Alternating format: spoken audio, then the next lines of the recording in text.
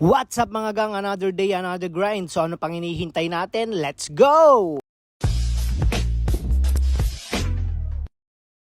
Pagkadating ko nga ulit dito sa hub, ayan, halos araw-araw lang naman. Sheesh, napaka-pogi talaga. Ayan, so wala tayong balbas for today kasi nai-stress na yung balbas ko. Mukbang na si Kuya Jules, oh. Kain. Anong ulam, Kuya Jules? Dinuguan. Dinuguan. Sheesh! Ahon ka ba ngayon? Tara guys, na ng ahon, kastanyeda. Katpunyeta. Tara guys, pampalakas.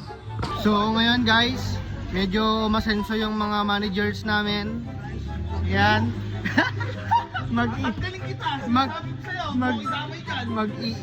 Magpapabili sila ng inihaw na hito. Diba? So libre lang yon, no? Wala tayong pera dito. Ito bigay ni Sir Jeff.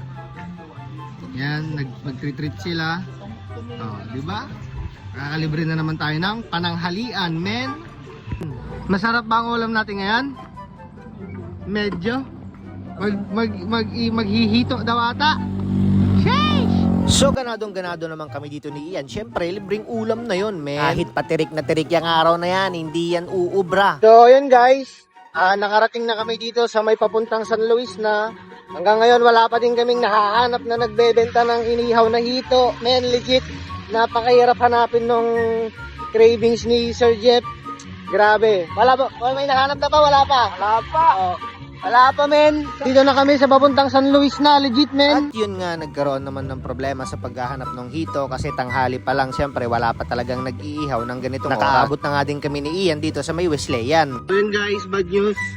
Wala kaming nahanap na inihaw na hito, no? So, maaga pa naman kasi, tanghali pa lang eh. So, wala pa talagang mahanap na ganon. So, ewan kung anong bibili namin. So, tatanungin na lang siguro namin si Sir Jet. Chat na lang siguro ni Ian kung anong ipapabili niya. Sayang.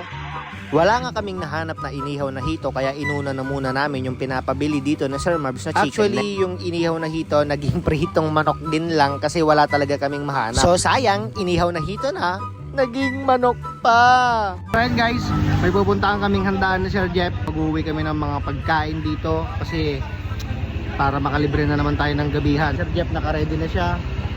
So inaantay lang namin saglit yung kinukuha namin kay Sir Mark. So dito ganadong-ganado kami ni Sir Jeff. Siyempre lang naman men, libreng pagkain na naman yun, no? So ito mga bandang alas 4 na to ng hapon. Punta kami dun sa isang supervisor ng Dipakulaw kila Sir Samuel. Ewan kung anong meron dun na event pero basta sabi nila may kainan. Siyempre sino ba naman tatanggi sa libreng pagkain, di ba? So ayan dito, tamang mukbang na kami dito. Kasama din namin dito si Sir Buboy. Ayan, palong-palo kasi sobrang sarap daw nung papaitan. Gulat na gulat eh, no? So dito hindi na din kami nakapag-uwi ng gaanong madaming ulam kaya inuwian na lang namin dito sila Sir Mark. So mission success na naman tayo sa libreng pagkain. At so ayun nga, hindi na din ako gaano nakapag-video kasi pagdating namin ng hub nag-brown out pa. Ayan, ito, ang na-video ko na lang yung pauwi na lang ako at inabutan pa ako sa Dipakulaw ng malakas na ulan.